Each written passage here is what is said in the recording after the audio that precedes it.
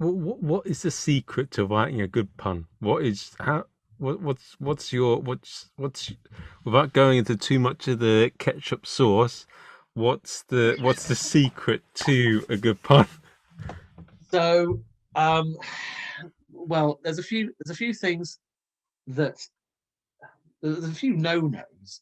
If you're too specific, if your pun is too specific and niche, that's not going to work.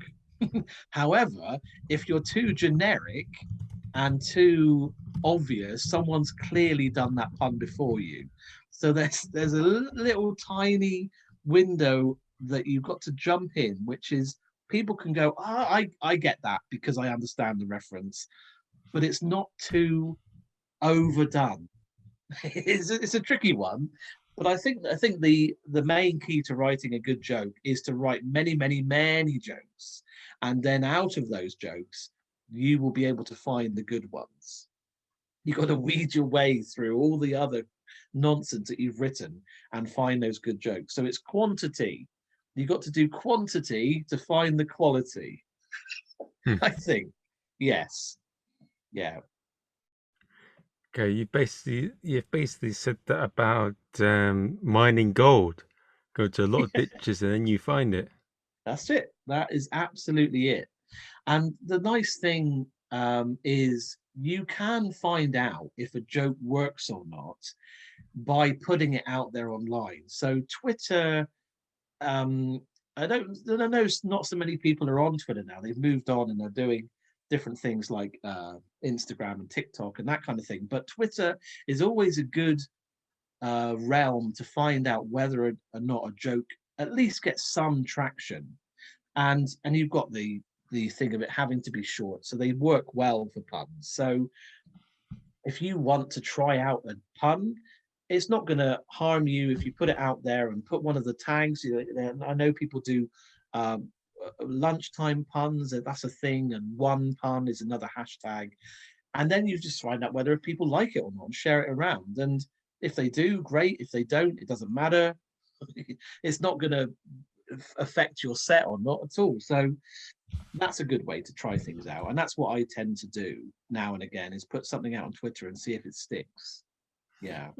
How do you make pun writing jokes a fun bit of the day where you go like, oh, I can't wait for it. Well, what I do is I tend to pick a topic or a subject that I don't know much about.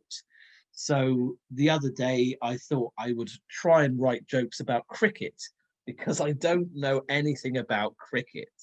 But um, lots of people do. That's what I'm talking about. Something that's not too niche, people will get. So I sort of start and try and think about things I do know about cricket. I know there's bats involved. I know people run around. Let's see, you can tell I don't know anything about cricket. Um, but then that makes me go online then and find out the terminology when you're playing that sport and famous people who have played that sport and what's involved in the rules and try and pick out words from that subject that I can then bend and twist and manipulate into puns and make those words sound like other words. So I enjoy doing it because you find out a lot about that subject.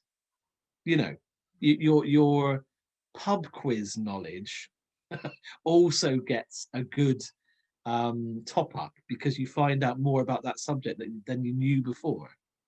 Ah, so Yeah, it's an excuse to learn more. yeah, I think it is. Yes, if because you never know when you're going to need a pun about cricket. You never know when you're going to need a pun about kings and queens of England. So if you've gone and researched those kings and queens, and you know that you don't know when you're going to need a joke about Henry VIII, but you've got that knowledge in there somewhere. So yeah, it's an excuse to learn things, definitely. Yeah.